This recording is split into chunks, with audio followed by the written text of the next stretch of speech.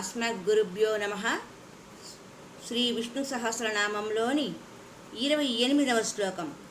ఓం వృషాహి వృషభో విష్ణుర్వృషపర్వా వృషోదరః వర్ధనో వర్ధమానశ్చ వివిక్తః శృతిసాగరః. వృషాహి వృషభో విష్ణుర్వృషపర్వా వృషోదరః వర్ధనో వర్ధమానశ్చ వివిక్తః శృతిసాగరః.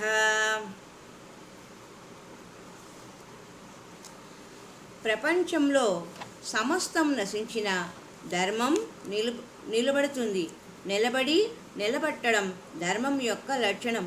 మంచి మంచి కోరికలను నెరవేర్చి మంచిని వర్షించటం ధర్మం చేసే పుణ్యకార్యం. ధర్మం అహోరాత్రాలు కర్మాన్ని సాధించిన చోట వృషభ రూపంలో విచ్చేసి ధర్మ సంస్థాపనకు కంకణం కట్టుకొని నిలబడి ఉంటారు విష్ణుమూర్తి. ధర్మమే వృషభంలోని కాంతిని వర్షించడమే శ్రీకాంతుని నిత్యకృత్యం.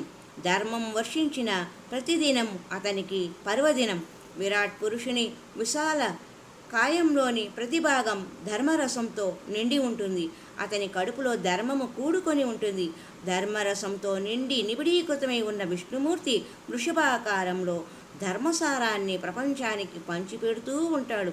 కరిగే కొద్దీ పెరిగే నీలమేఘంలాగా ఘనశ్యాముడు కరిగిన కరుణాజలంతో పెరిగి పెద్దవాడవుతూ ఉంటాడు.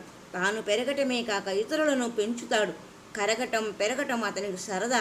ఇలా ప్రపంచంలో కలిసిమెలిసి కరుగుతూ పెరుగుతూ తిరుగుతున్నప్పటికీ అతనికి ఏకాంతం అంటే ఎక్కడలేని మమకారం.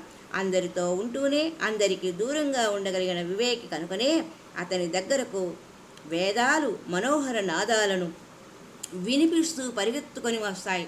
మందంగా మధురంగా మృదులంగా సరళంగా వినదించే వేదనదులు ఆ రత్నాకరుని వెతుక్కుంటూ పొంగి పొరలే ఉత్సాహంతో అతని ఒడిలో ఇమిడిపోతాయి. ధర్మం కురిసిన వర్షం జలంలో ఆ శృతిసాగరుడు నిండిపోతాడు, పండిపోతాడు. కానీ చెలియలి కట్ట దాటడు, గట్టు లోపలనే గలగల కలకల. హరి ఓం తత్సత్. ఓం నమో నారాయణ. ఓం నమో నారాయణ.